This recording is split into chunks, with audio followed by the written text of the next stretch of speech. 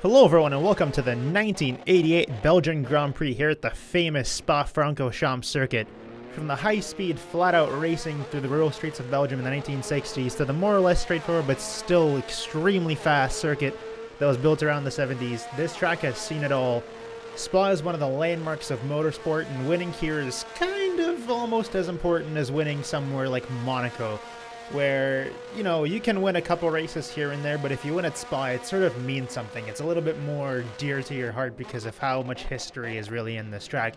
And speaking of history, you will see some minor changes between the track that I'm racing in this video and the track that exists today, mainly with the change to the bus stop chicane that I may or may not agree with because I think the old one is way better. But that's kind of beside the point, and because of simulators like rFactor 2, we're given the pleasure to drive the track as it, in my opinion, was in its prime.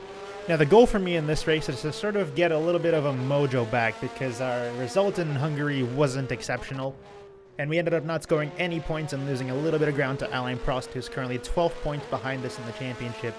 With 6 races to go, including this one, it kind of feels like crunch time, where every race means a lot, and one race, one good result for one of the drivers and a bad result for the other could really swing the tide in the championship, or create a gap that is pretty much unreachable by the drivers chasing the leader, which happens to be me right now.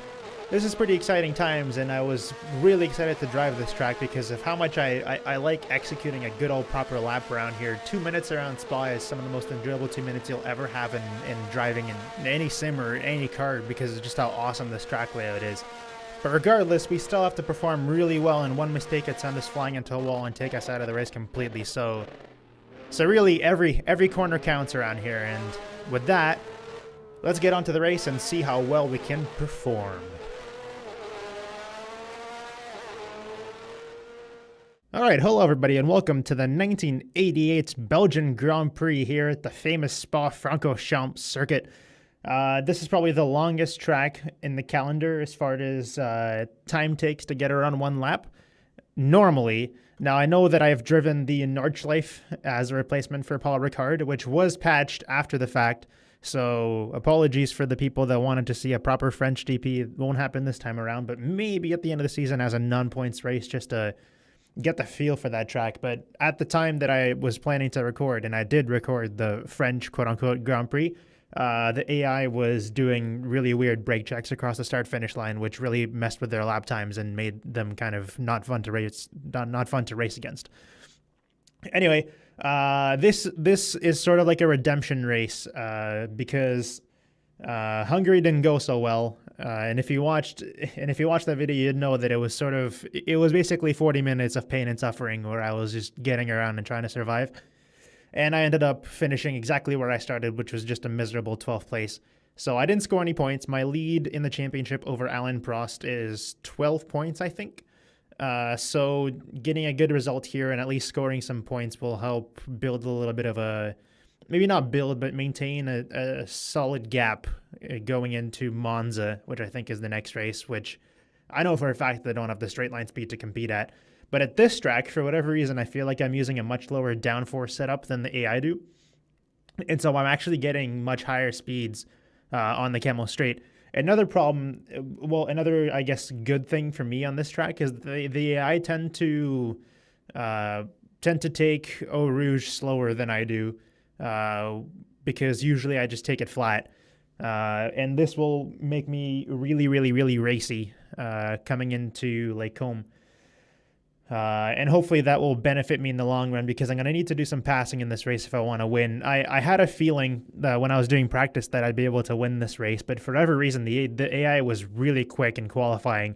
I did a bit of a messy lap. You probably would have seen it in the introduction to this video, but my lap was kind of gross, and I didn't like my third sector especially. But even then, there were some mistakes in the rest of it. Like I didn't... some of my entries to corners weren't very good, and just general things like this, general things with the lap that I'm not really happy about, but I sort of have to live with and accept my time. But even then, I did a 2-minute 0.9, and Ayrton Senna qualified with a 2-minute 0.3, I think it was. Like, it was a blistering lap time that I wasn't even seeing anything close to in practice. So in order to win this race, I really need to stick with Senna and Alboreto and with whoever managed to pass me going to turn one, because as we all know, I can't start the race very well without a clutch. So we'll see how it goes. I use exactly 7 liters per 2 laps, so 3.5 for 1 lap, which means that for the 16 laps that this race is going, I'm probably going to need around 60 liters of fuel in total. I'm gonna make this calculation like properly in my head once I finish booting these people, because I don't want to be dealing with the really slow back markers, because unfortunately my first and possibly best run this race was completely ruined by a back marker. Like in qualifying, I'm not sure if you noticed, but there were trees overhanging the insides of a bunch of corners that made visibility really, really bad. So heading out to the Camel Straight and also going through Blanchimont, it was basically just a guessing game as to where the apex was, because I honestly couldn't see it. It was getting kind of impossible toward the end of the qualify session. So the start, like the very first run I had, was probably my best chance of setting a good time, and that just got completely ruined by back markers. So, don't want to deal with those as much. So, let's see. So, game says, yeah, I need 4 liters for 1 good lap, which means that calculations are about right. I want to do something like a 10-lap stint going into a 6-lap stint. That should more or less keep me competitive with the tires, because I know that I go through the really tire wear corners quite fast, which means that I'll probably be slower than the AI as time goes on. But this should be okay. 3.5 times 6. Yeah, this should be fine. This should get me to the end, especially because I'm taking on a little bit extra anyway. But from what I understand from my qualifying laps, this should be good enough to get me to the end. Anyway, this is Spa. This is one of my, I hope, better circuits, and I'm really hoping for a good result here. But let's see what happens in the race.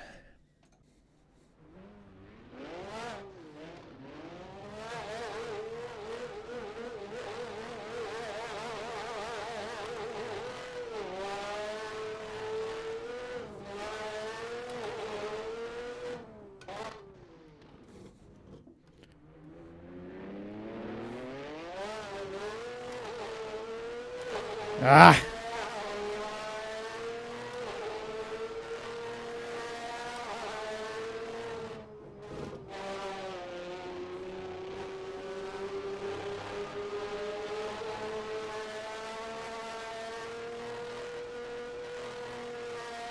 Anyway, yeah, my run out of the first corner was a little messy because of the back tires being cold. But here, at least it seems that I can compete even with the McLarens in straight line. But with this battle with Prost here, I don't want to lose too much ground and let the leaders get away. I know that I'm slower in the middle sector because I have less downforce.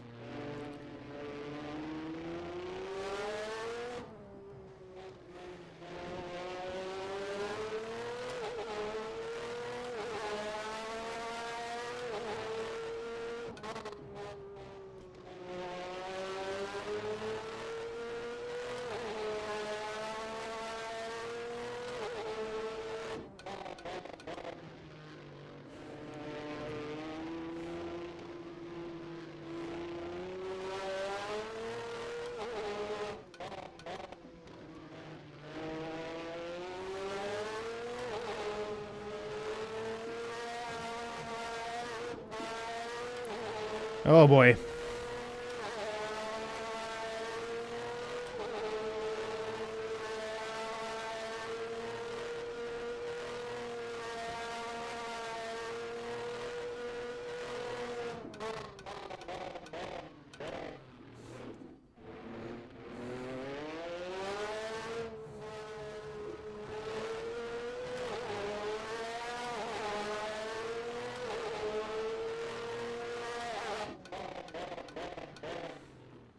All right, let's go racing.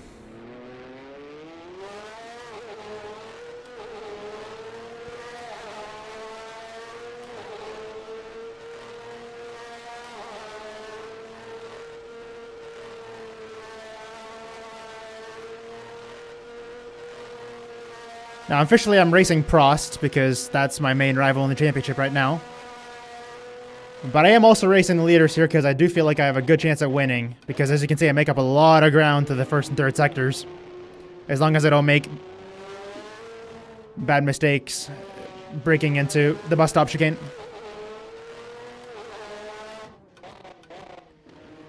But my tires are a little cold, so traction is a bit hard to find right now.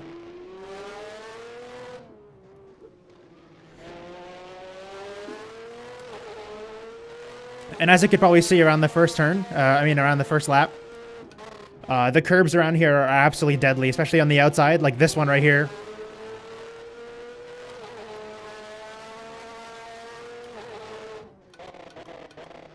Because they throw your back wheels a little bit into the air, and as you lose that tiny piece of traction at the back of the car, you just get spun straight sideways. It's almost like one of those, it's almost like one of those auto spin curbs from the old F1 games. I gotta drive some cleaner laps if I want to stay competitive though, because this is a little ugly.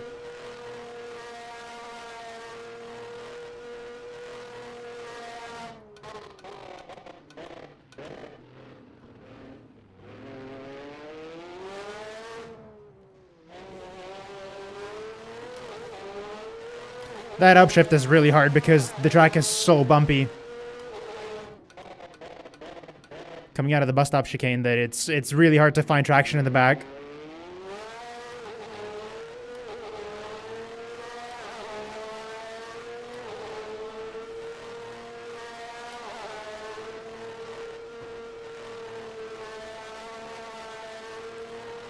Just look at how much better of a run I get around here.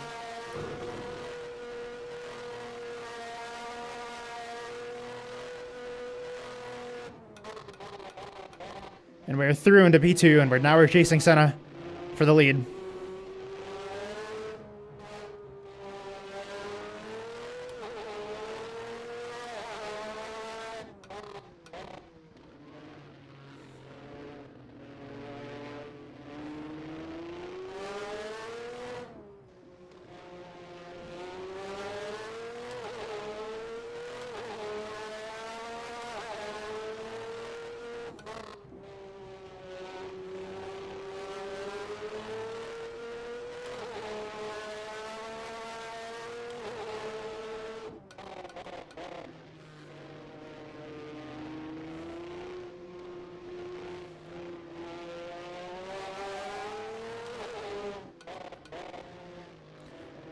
That's about as clean of a middle sector as I can get.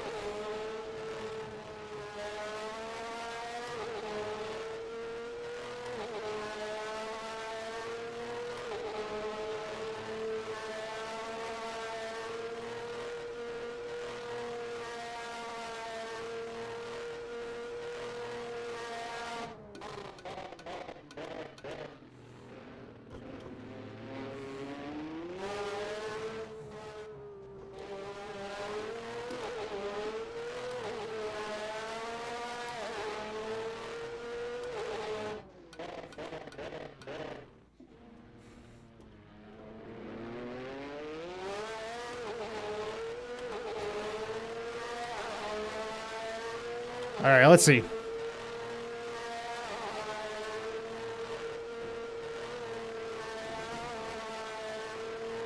Do I have the speed?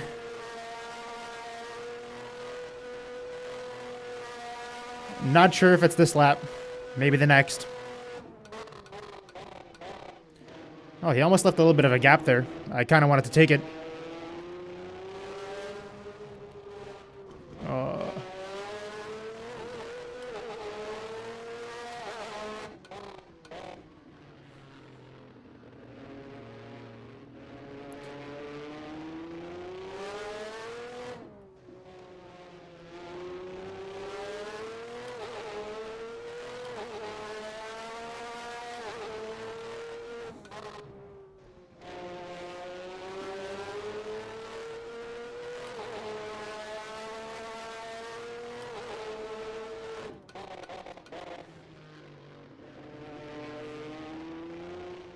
This is one of my favorite parts of any track on the calendar. This little pair of chicanes here is really awesome to drive when you get it well. Oh, and I got a really good run out of there too.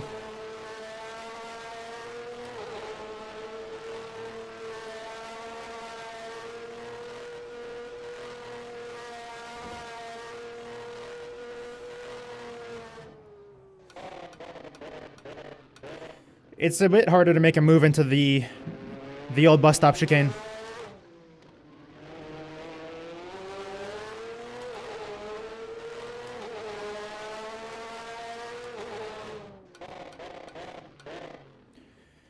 Because there's not a lot of space to stick the move. Alright. This lap we should get him.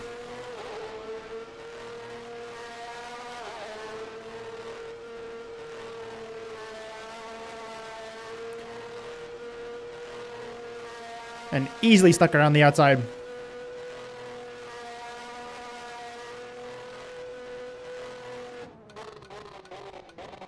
And it doesn't go for the comeback move, so we should be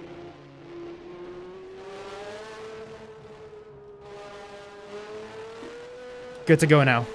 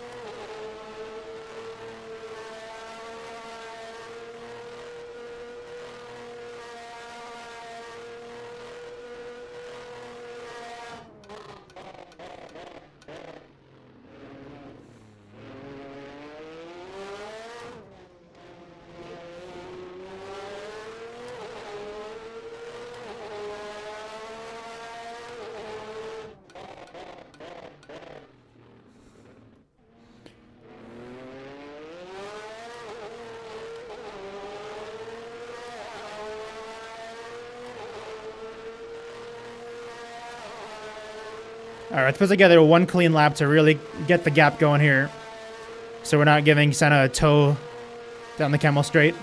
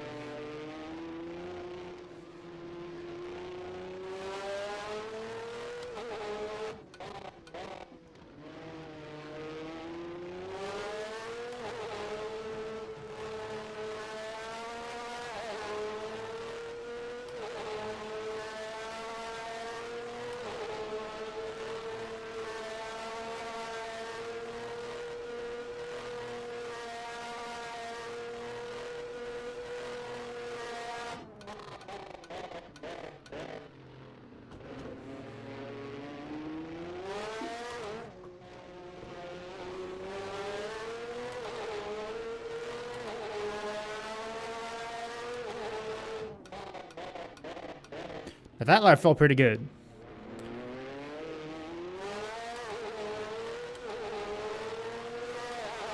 I feel like I can break 2 minutes.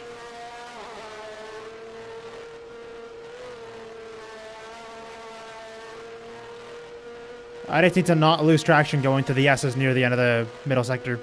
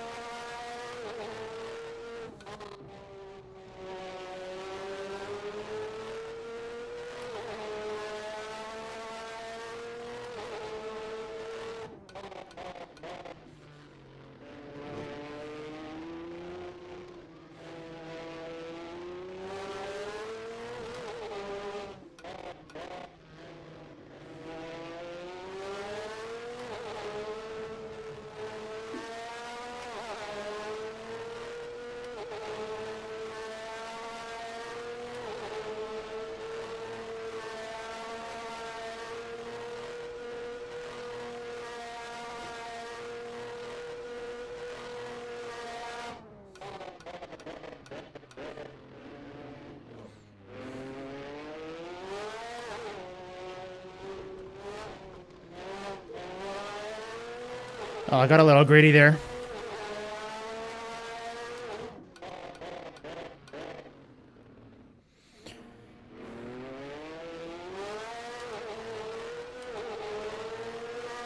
Man, those curbs will throw you.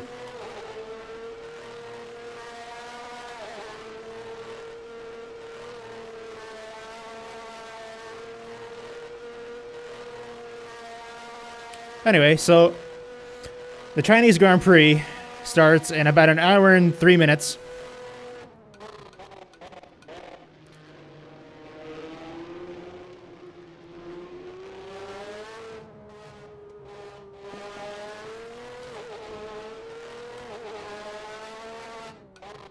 And Vettel's got a chance to make it 3 for 3 to start the season.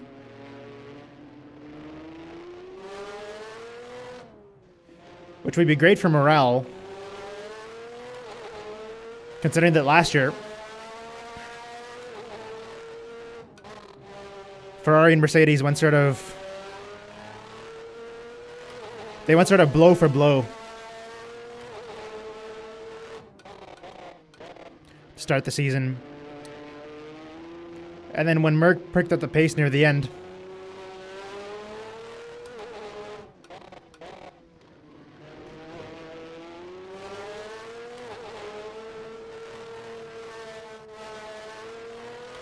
all it took was a couple of mistakes from Ferrari and they're out of the championship.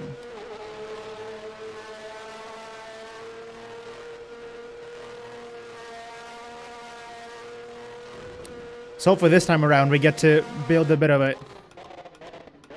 an advantage before we start losing races to engines and stuff.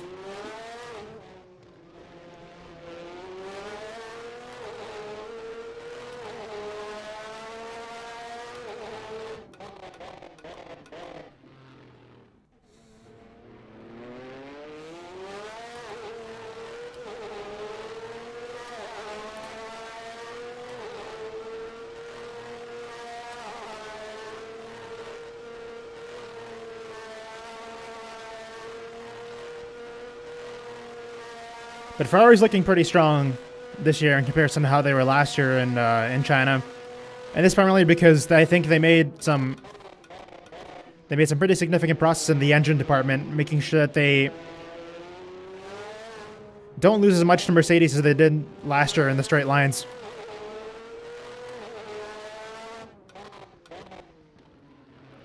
Whereas the Mercs are struggling in the corners, especially in the conditions that the track is in right now, which is pretty chilly.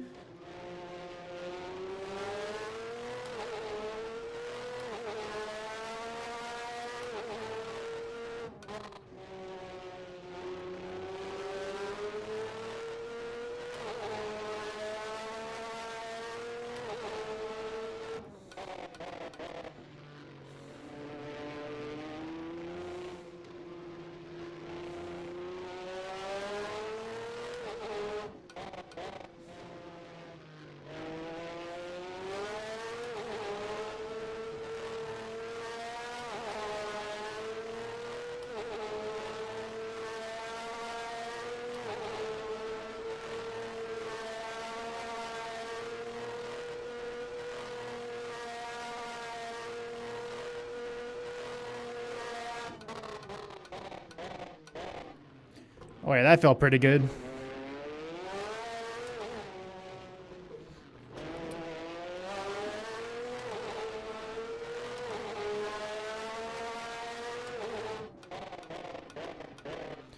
All right, we should be coming in this lap.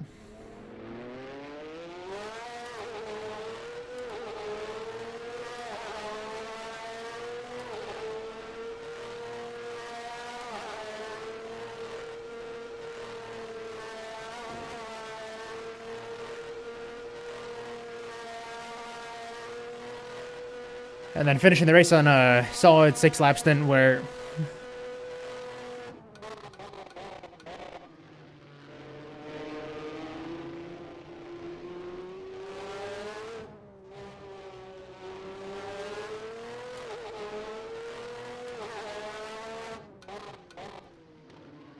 I'm interested to know where the game thinks I have body damage.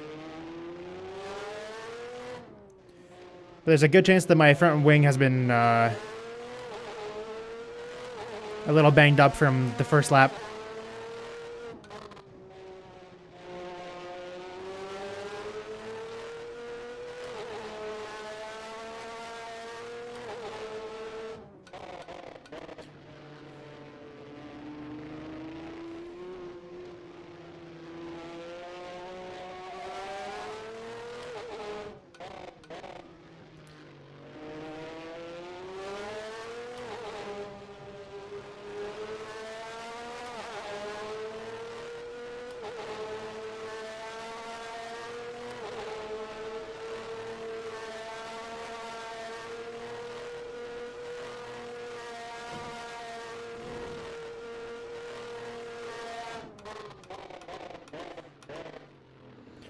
All right, let's see how well this pit stop goes.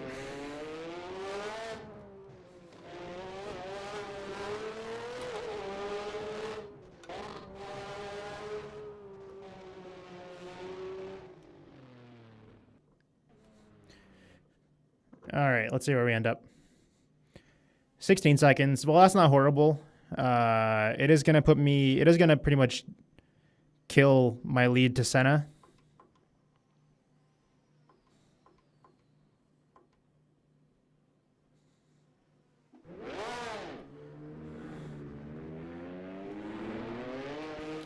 But hopefully I can put in some good laps here.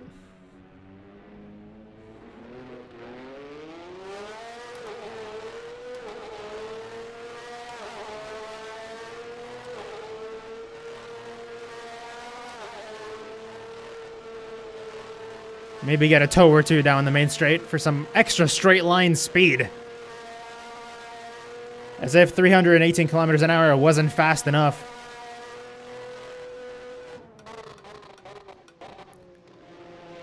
Now, the air should be all coming in within the next lap or two.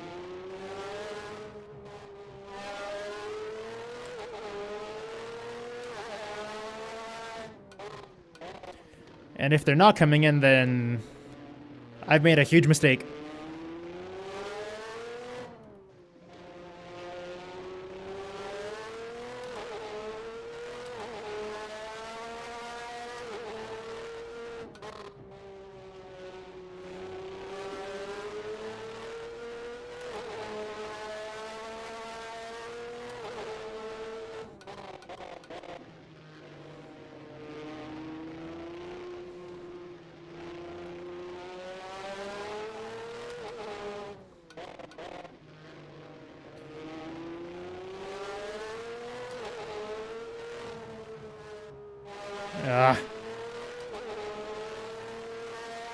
You gotta lift through there just a tiny little bit so that your nose gets in without understeering.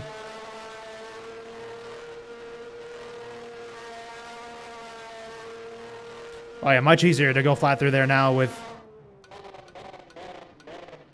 the new rubber.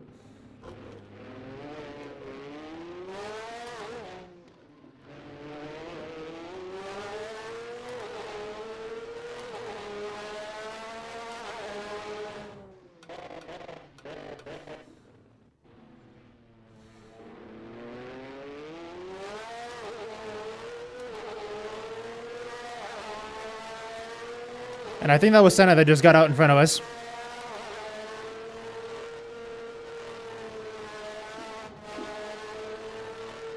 Yep. Luckily, we got the speed, and we're right on his tail.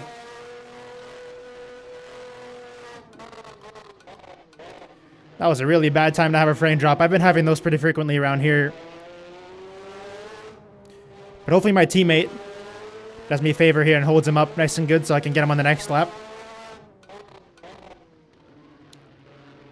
Which looks like it will be the case.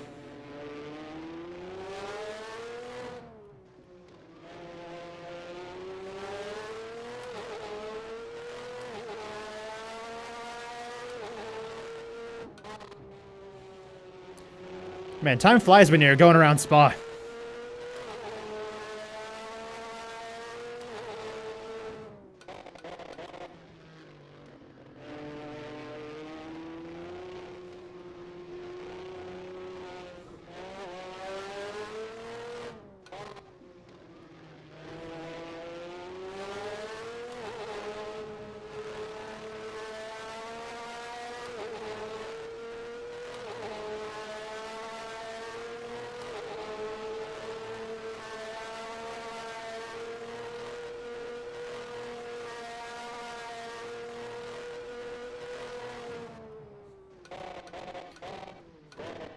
I'm going to back out of it because, again, there's no space here and there's cars in front as well.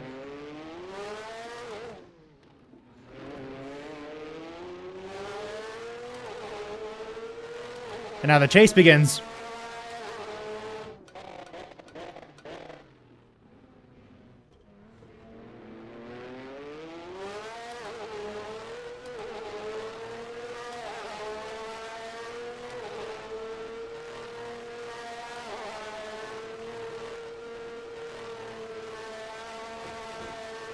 All right, come on, buddy. Give me a lift.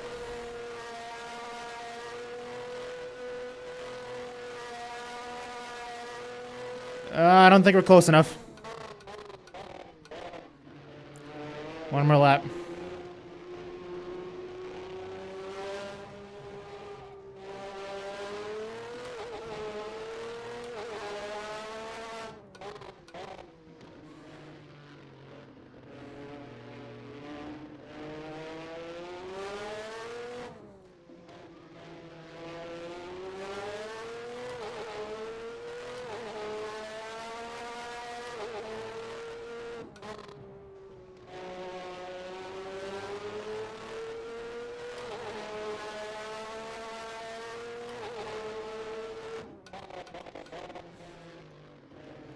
That was a mistake.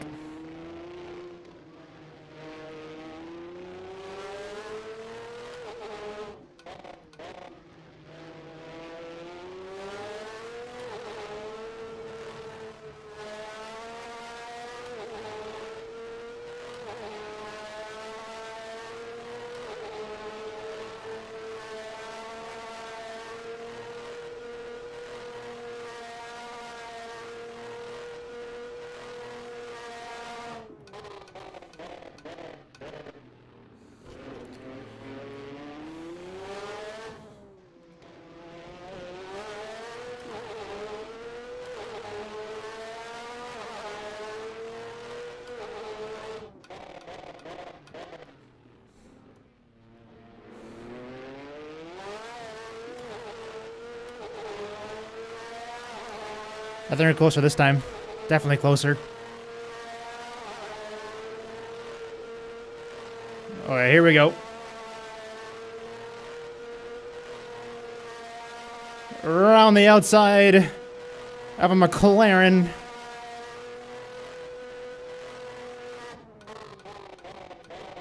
And we made it stick. Back up into P1. Here we go.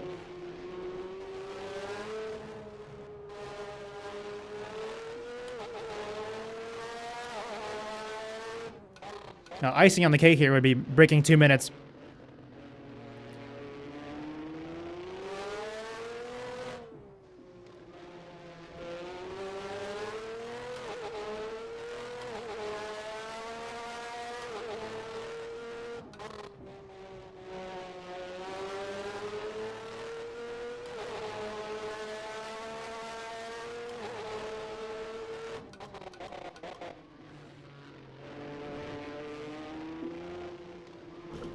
Oh boy.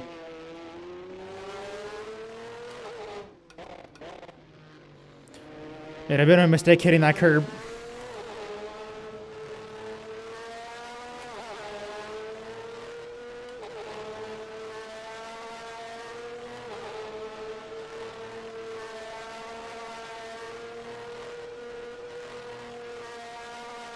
And as you can see, the shade from the trees is starting to become a factor again.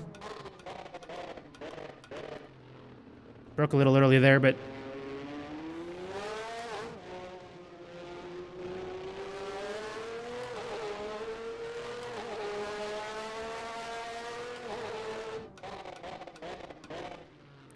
Oh, I didn't do it by 0.3.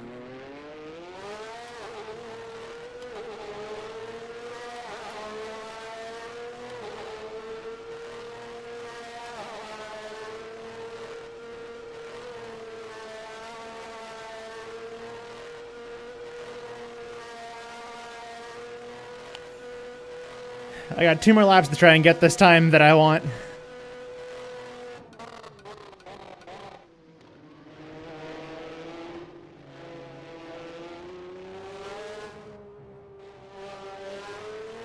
Oh, that was really nice. That was a really good run through Lake Home.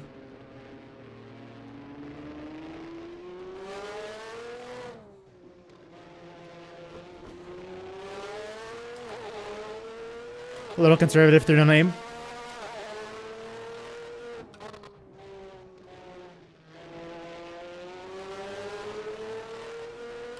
Running wide, but it lets it get more speed coming into the S's.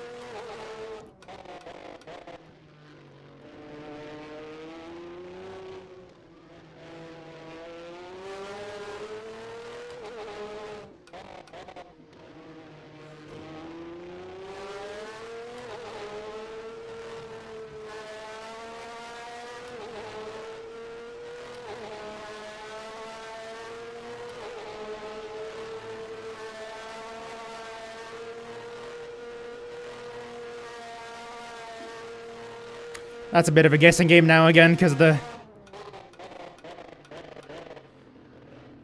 shade's kind of blocking the apex.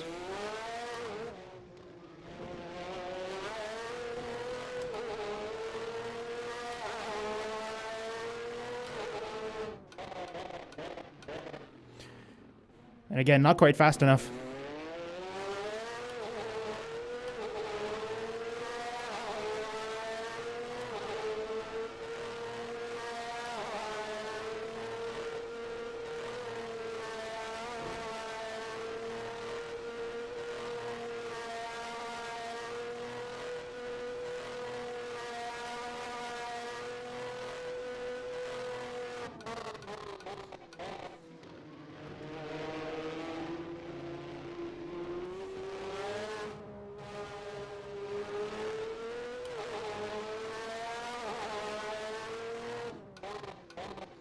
Another pretty strong run.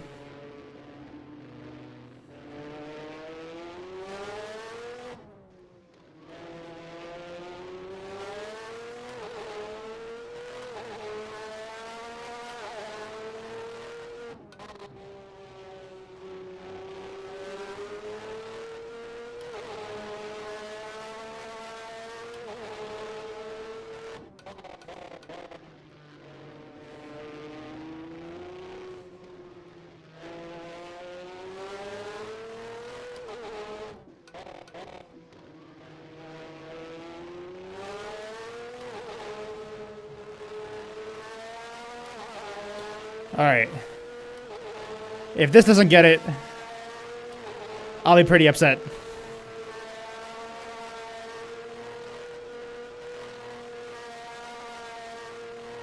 Nice.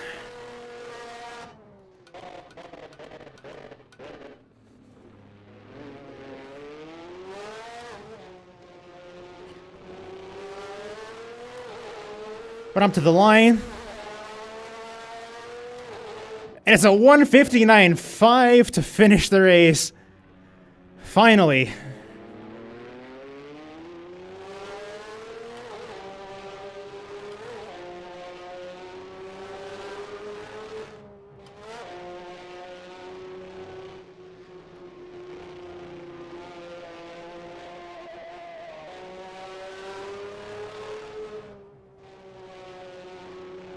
And that is, I think, a way to make a statement around here.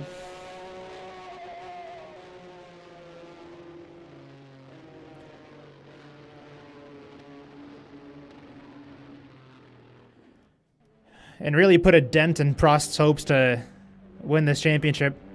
Because it doesn't look like he scored in the top 5. He may not have scored points at all.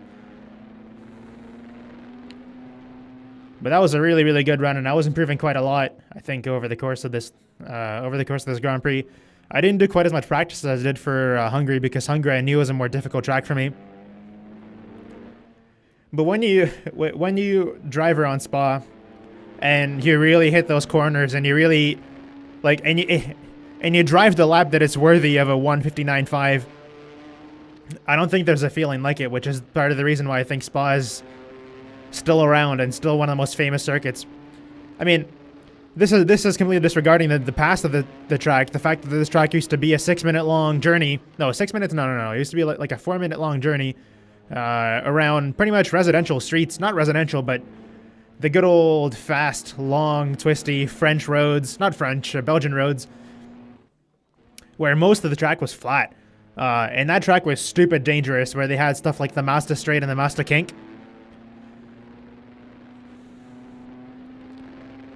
And I think that part of the track's history also popularized it to the point where it was one of the fastest tracks that ever existed.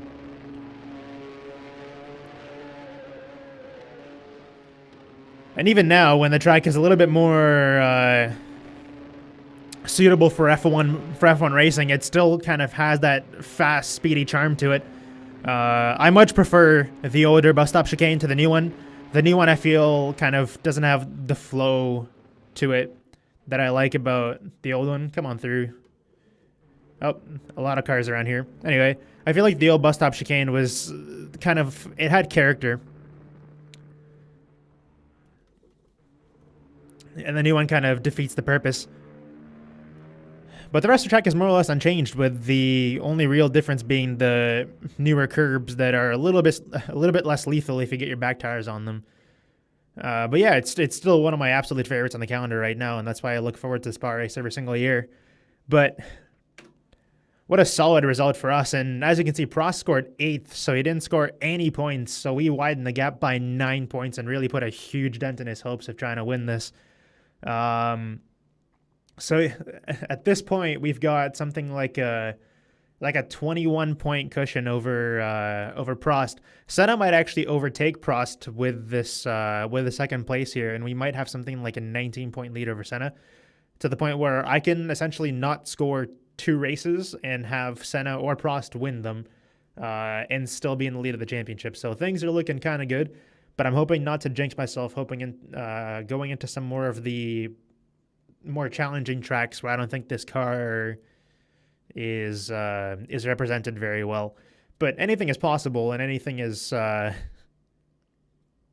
it's part of the reason why we drive these races, and why even in the 1988 season, in a season that looked to be so strongly dominated by the McLaren team, the Ferrari still went out and raced in Monza, and Senna still collided with the back marker with a few laps to go and gave the 1-2 win to Ferrari.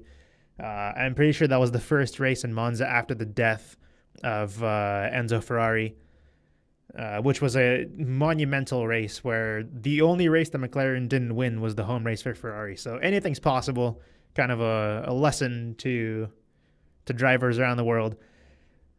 Do not just pretend like the results of every race are predetermined. And even if you're someone that watched Formula One between 2014 and 2017 and felt the monumental disappointment of watching Mercedes win every single race because their car had that extra second in it that nobody else could find, there still are the races where some underdog comes out and wins it. We still had races like Baku last year where just ridiculous shit happened, and we had Stroll get past with something like 100 meters to go.